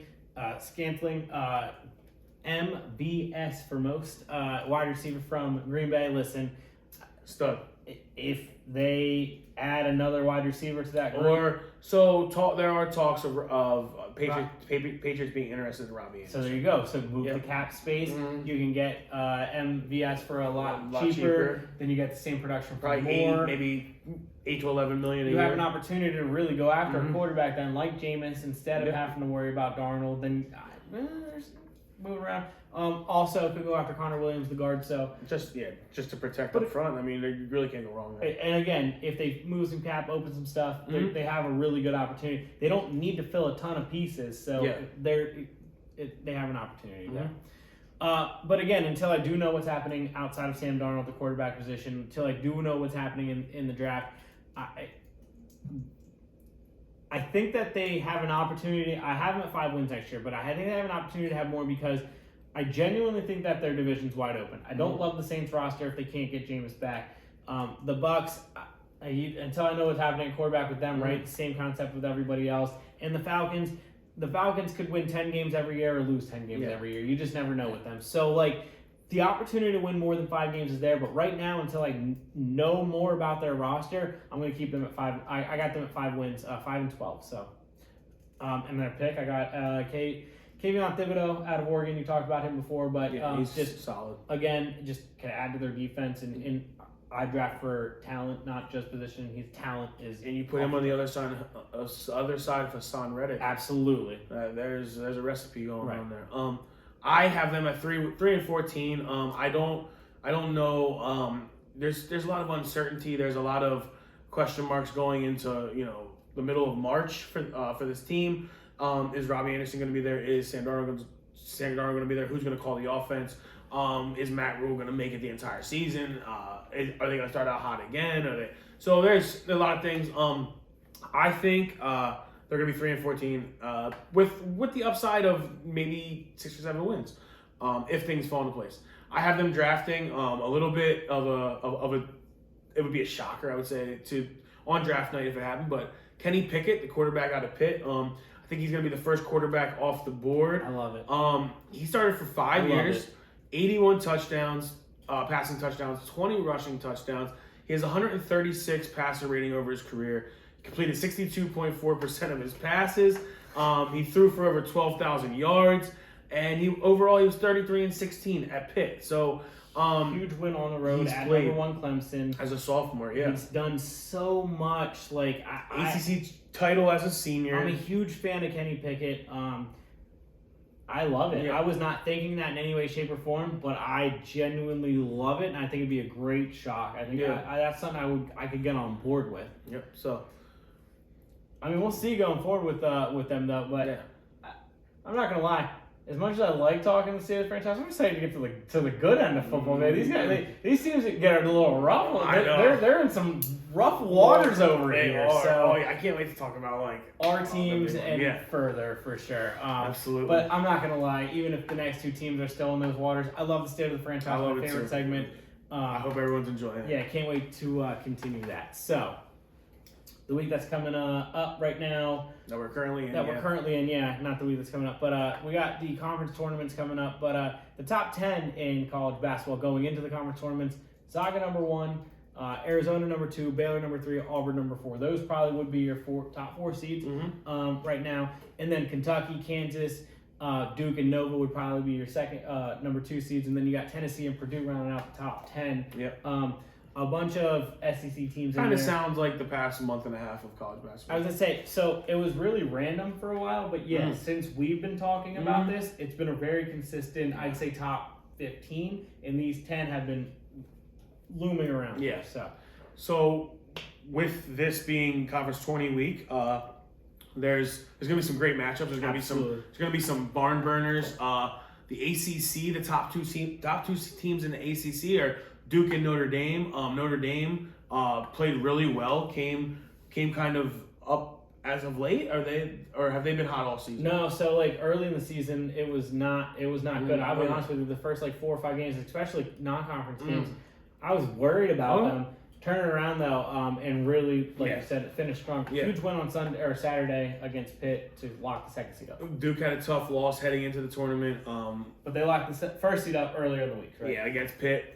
They're the odds-on favorite to obviously win the ACC tournament, going into the tournament as a 2 seed. The Big 12, you got Kansas as the 1 seed, Baylor as the 2 seed. So that's per the way it normally is every year. Nothing really new here. And then we wanted to highlight what we think is going to be the most exciting conference tournament, the SEC tourney. You got Auburn at the 1 seed and Tennessee at the 2 seed. So very exciting week on the horizon. I'm personally excited for the ACC title on Saturday night, and then the SEC title, SEC championship on Sunday. Yeah. With my work schedule, I definitely look forward to just like tracking the games all afternoon, all evening. So very exciting. Like you said, we've been talking about the SEC. We've been talking about the SEC tournament for a while because of how good the SEC's been this year. We thought it was going to be a little more ramped up than usual. So also things I'm excited about coming up this week. Tuesday night, the Pelicans, the 10 seed going to the Grizzlies, the 2 seed on TNT. And then the 10 o'clock game on Tuesday is going to be the 8 seed Clippers, 2 seed Warriors. Warriors have like 4 national TV games this week. Wednesday, we have the number 1 seed Suns and the number 1 seed Heat. That'll be pretty cool on ESPN. That'll be fun. No Chris Paul, but... No, but still, 2 high-end teams. 1-1. We'll see if Devin Booker clears protocols. Yep. And the Suns have actually been playing pretty well, in their absence. Yeah. So right, exactly. And then 10 o'clock, the Trailblazers, the 11 seed at the 4 seed Jazz, ESPN. And then Thursday really is the day that I'm most excited for. The number 9 seed Nets going to Philadelphia. Ben Simmons' return. We already talked about how I want Brady to ring the bell and stand behind him the whole time. Ski mask. Fantastic. World's biggest ski mask. And then the Nuggets will be hosting the Warriors at 10 o'clock on Thursday. So, listen. A lot of playoff implications. I was going to say, mainly teams in the playoffs playing, and I get it. Listen, I said about I don't like LeBron's comments on the play-in tournament, this, that, and the next thing. The play-in tournament, just like any other thing that has expanded any other sport in playoffs, makes the last month more interesting. It just is what it is. Saturday, you have another very, very anticipated matchup. It'll be a perennial powerhouse in the East. The number 3 Bucks travel to the number 2 Warriors. So they go to it's not Oracle anymore, but it's still got the same vibes. And then Sunday the slate is jam packed as it's been. You got the number 12 Knicks traveling to the number 9 Nets. The Nets, they're running out of time to turn it up. So, with barring mandates and maybe Ben Simmons plays on Sunday, we'll see. That's kind of the battle in New York. How terrible would that be? He didn't play on Thursday. It'd be hilarious. It would be Ben Simmons. That's what I would expect him to do. And then followed up the 3:30. And I'm sorry. Yeah, 3:30. You have the number 5 Mavericks traveling to the number 5 Boston Celtics. That's another. That just sounds like it's going to be a good game. I completely agree. Luka and Jason Tatum will probably be dueling it out there. Luka's been on fire lately. Yeah, he has been. And then you have the number 2 Sixers traveling to number 15 Magic. It's not a nationally televised game, but I did want to throw it on there. I'll be watching racing that for sure. For shits and gigs. And then 9 o'clock at night, you got LeBron and the number 9 seed Lakers traveling to the 1 seed Suns. That's another game where LeBron might have to. LeBron's gonna need it from here on out. Yeah, he might have to turn it up, and just hopefully everyone kind of follows his lead. So, as always, make sure on a daily basis we try to hit up the hashtag Operation Bankroll. For sure. For our, we normally put 2-3 team parlays in there for NBA as well as individual college bets. So don't forget Operation Bankroll on Twitter. And tweet at Hoodie and Ozz Pod. At the Hoodie and Ozz Pod on Twitter. Yep, and hashtag, like you said, Operation Bankroll, and let us know. Yeah, certainly, and we'll share them with our followers. We're definitely going to start seeing ours come through for sure. Yeah, absolutely. It's been a fun experiment. So. Absolutely. Moving on, Dana, the UFC always keeps it flowing. Yeah, we got another UFC fight night. So it's if you have ESPN Plus, there's been a good way to get them to making these big events bigger. The pay-per-view events are bigger. I love that every single Saturday there's combat sports on. So ESPN Plus, you got the prelims beginning at 4 p.m. From the UFC Apex in Las Vegas, Nevada, and then the main card at 7 p.m. So that'll be nice. It kind of gets over around 10. It's beautiful. But the main card, you got Magomed, 16-1, 9 knockouts, 7 straight wins. He's a very, very tactical, very great fighter. His one loss came by submission about, I would say, 8 or 9 fights ago. He's fighting Thiago Santos. Thiago Santos is 29-2, so he's been in the octagon a lot. He has almost as many knockouts as Magomed has wins with 15. So. He's certainly no stranger to finishing the fight and winning. With that said, he's lost 3 of his last 4. So he does have to win now, I would say. So the pressure really ramps up for Thiago Santos. I will say one of those 3 losses in the last 4 did come by split decision to arguably one of the greatest UFC fighters ever in John Bones Jones. Okay. So he certainly showed that he is a weapon. And he's not to be taken lightly. So on a betting front, the UFC bets seem to get a lot of traction and a lot of love. So for sure. They got Magomed at a minus 500 right now, favorite. So I would wait until there's a little bit more wagers and a little bit more. Maybe you could pick the outcome of the fight or the round it'll end and kind of get some plus money. Or you could side with Santos. Like I said, he needs a win. He needs to shock. He needs to shock the UFC. He needs to shock, the weight division and kind of either claim that he's still to be reckoned with or kind of begin that fizzle out stage. So you can get him at plus 360. That's plus money. As always, there's always a boost or some parlay I throw together. So again, hashtag Operation Bankroll on the Hoodie and Ozz Pod Twitter. We'll have the bets flowing. So super excited for UFC this week. Absolutely. And I'll probably tune in a little bit myself. Awesome. So, because I'm trying to, like you said, get my leg. Yep. Also big this week, the PGA Tour, the Players Championships coming up. First real big one of the year that everyone kind of swoops in for the majors and all that. So we're getting to that time of year. Players Championship always at TPC Sawgrass in Florida. $20 million purse. Always. Big money on that and stuff. So. Yeah, so I think that's the largest purse in PGA, either major history or PGA Tour history. That's awesome. And last place in the tournament gets $43,000. So and the winner gets $3.5 million. So wow. That's awesome. Yeah. So that's awesome. Yeah. So I read that today.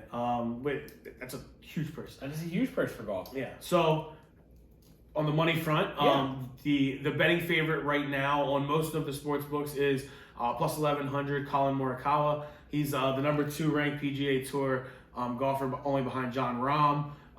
He came in second in the Genesis Open this year. Okay.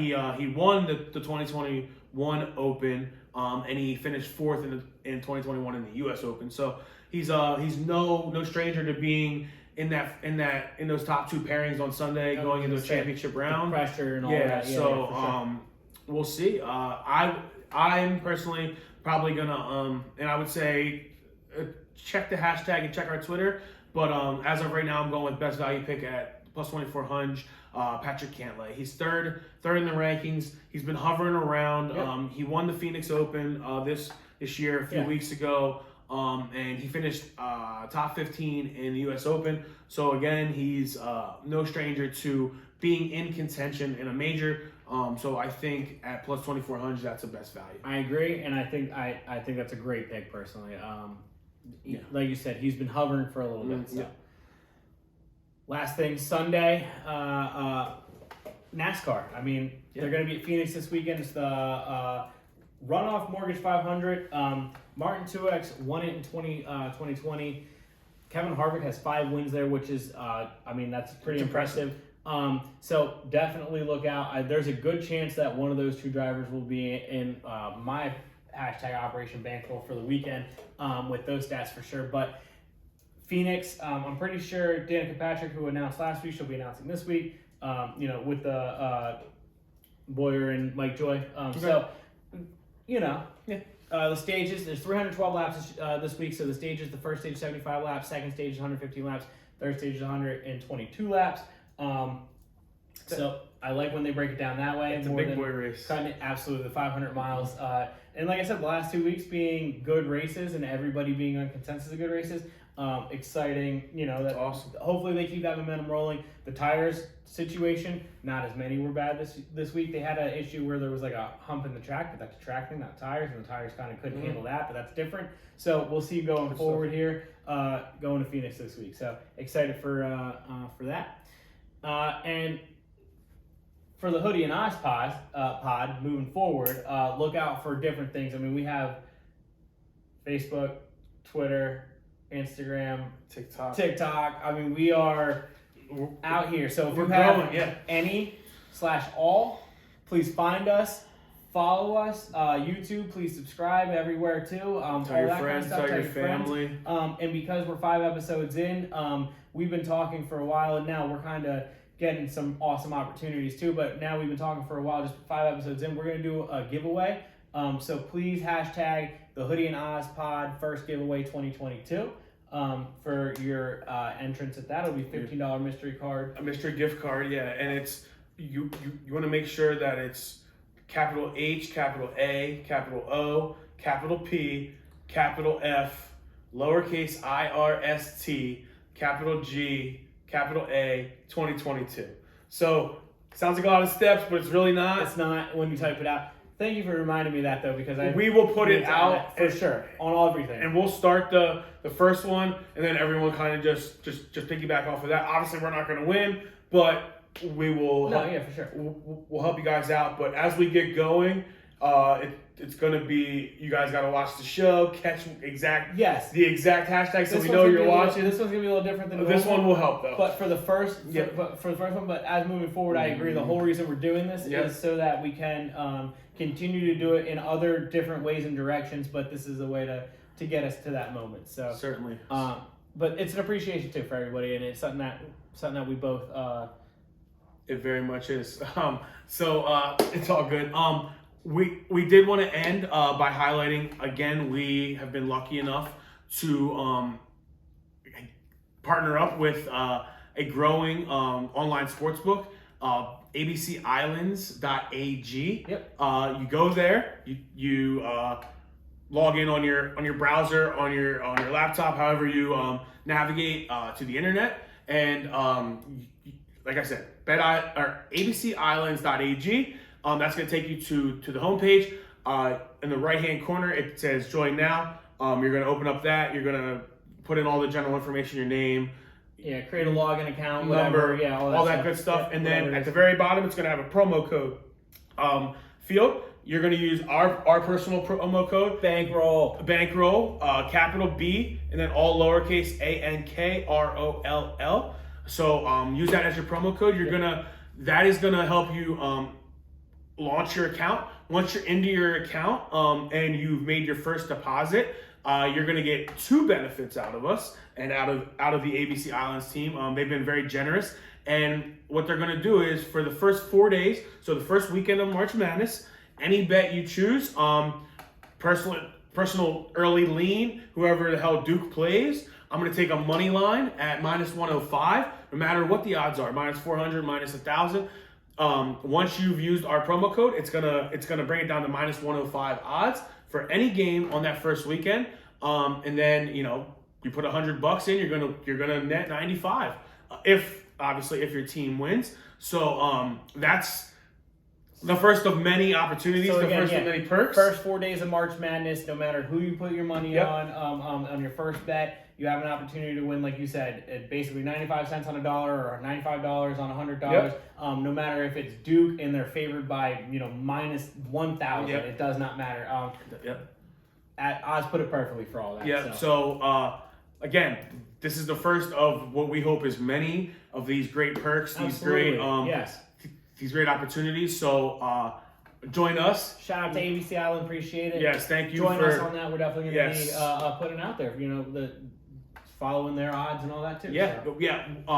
That's kind of how we'll base a lot of things is kind of off of their odds, how they're looking for the day. But we're super excited. We hope you're excited, and we hope that you always, as always, gamble responsibly. 100%. And We should have been saying that from our first episode. yeah, but please gamble responsibly. Have fun.